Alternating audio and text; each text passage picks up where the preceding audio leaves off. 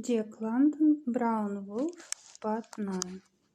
But just as the whole was on the verge of bursting from the full throat, the wide-opened mouth was closed, the paroxysm ceased, and he looked long and steadily at the treating man. Suddenly Wolf turned his head and over his shoulder just as steadily regarded Walt. The appeal was unanswered. Not a word, not a sign did the dog receive, no suggestion, and no clue as to what his conduct should be. A glance ahead to where the old master was nearing the curve of the trail excited him again.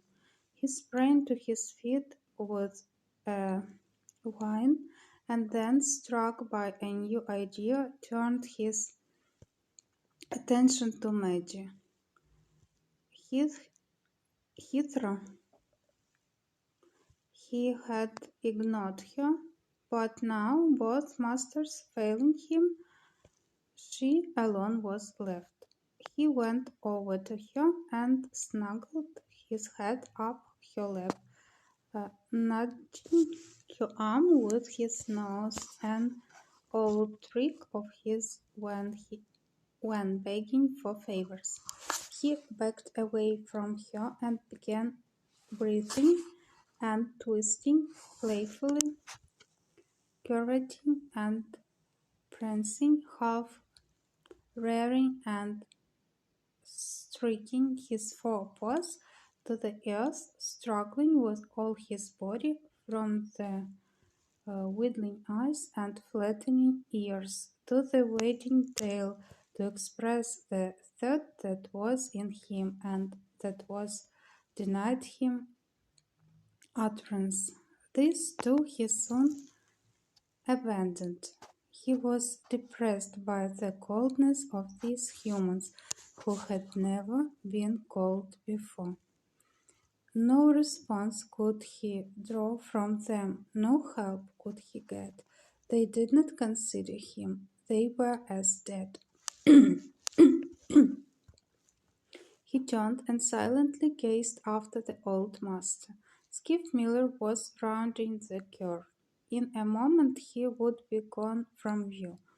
Yet he never turned his head, plodding straight onward, slowly and methodically, as though possessed of no interest in what was occurring behind his back. And in this fashion he went out of view. Wolf waited for him to reappear.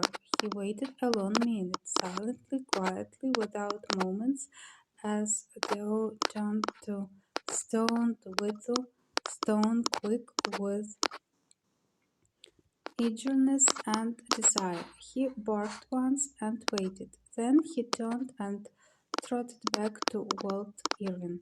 He sniffed his hand and dropped down heavily at his feet, watching the trail where it curved emptily from view.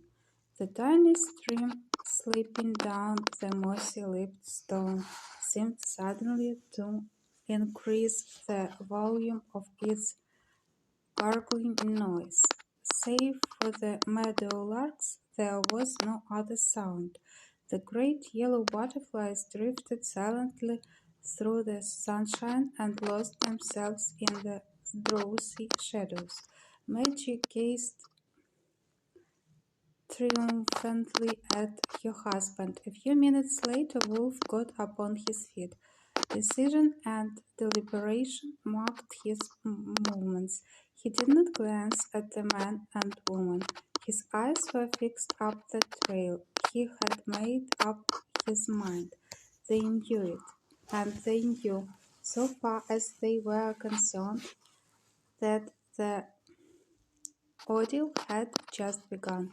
He broke into a trot, and Madge's lips pursed, forming an avenue for the caressing sound that it was the will of her to send forth. But the caressing sound was not made.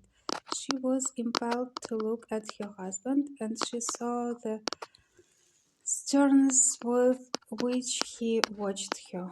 The pursed lips relaxed, and she sighed inaudible. Wolf's throat broke into a run. Wider and wider were the lips he made. Not once did he turn his head, his wolf's brush standing out straight behind him. He cut sharply across the curve of the trail and was gone.